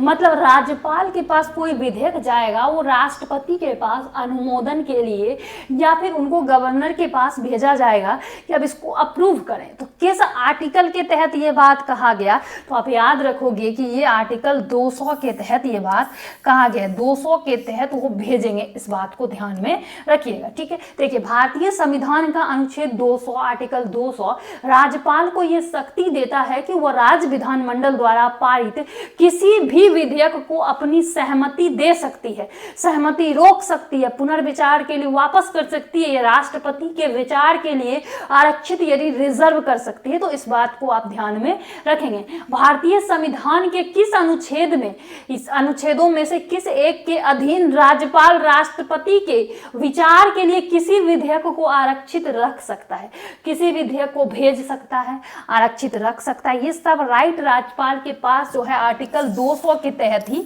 आएगा, ठीक है। 200 के ही तहत आएगा, इस बात को ध्यान रखें। भारतीय संविधान का अनुच्छेद 200 यानी आर्टिकल 200 राज्यपाल को यह शक्ति देता है कि वह राज्य विधानमंडल द्वारा पारित किसी भी विधेयक पर अपनी सहमति दे सकता है। विधानमंडल मतलब समझ रहे, लोग विधानसभा और विधान परिषद, ठीक है, वो उसे रोक भी सकता है या राष्ट्रपति के विचार के लिए आरक्षित रख सकता है। यदि राज्यपाल की राय में विधेयक उच्च न्यायालय की शक्ति को इस हद तक कम कर सकता है तो उसकी संवैधानिक स्थिति खतरे में पड़ जाएगी, तो उसके लिए विधेयक को राष्ट्रपति के विचार के लिए आरक्षित करने का अनिवार्य करना होगा, उन्हें सुनिश्चित करना होगा, उनके पास ये भेजा जाएगा। तो ये आर्टिकल 200 के तहत इसको क्या किया जाता है, तो इसको आरक्षित किया जाता है, ठीक है। भारतीय संविधान के किस अनुच्छेद में निर्वाचन के लिए प्रावधान है? हमें पता है कि आर्टिकल 324 में निर्वाचन रिलेटेड प्रावधान किया गया है, ठीक है, इस बात को ध्यान में रखेंगे। भारतीय संविधान का निम्नलिखित में से कौन सा अनुच्छेद किसी एक निर्वाचन आयोग का सेम रिपीटेड है कि आर्टिकल 324 में ये बात किया गया है, ठीक है। नेक्स्ट आते हैं, देखिए भारतीय अनुच्छेद 324 निर्वाचन आयोग को संसद, राज्य विधानमंडल और भारत के राष्ट्रपति उपराष्ट्रपति के चुनाव के अधीक्षण, निर्देशन और नियंत्रण की जिम्मेवारी देता है, ठीक है। फिर से सेम रिपीटेड हो गया कि भारत का सर्वोच्च न्यायालय अनुच्छेद 318 में, क्या भारत का सर्वोच्च न्यायालय अनुच्छेद 318 में है? क्वेश्चन नंबर 326 का करेक्ट आंसर। देखिए इसमें से सही सुमेलित बस एक ही है, बी, निर्वाचन के बारे में 324 में, तो सारे के सारे यहाँ पर रॉन्ग हैं। भारतीय संविधान के किस अनुच्छेद में चुनाव आयोग की बात की गई है? फिर से 324 आप देख लीजिए, यहीं पर मैं क्लास को स्टॉप करती हूँ, क्वेश्चन बहुत ज्यादा रिपीटेड है। 326 में आप देखिएगा कि मतदान की बात की गई है। मतदान यानी कि जब हमारा 61वें संविधान संशोधन द्वारा क्या हुआ, 61वें संविधान संशोधन द्वारा इसमें चेंजेज आया कि जो भी लोग 21 वर्ष की आयु में 21 वर्ष की आयु में क्या करते थे, 21 वर्ष की आयु में मतदान करते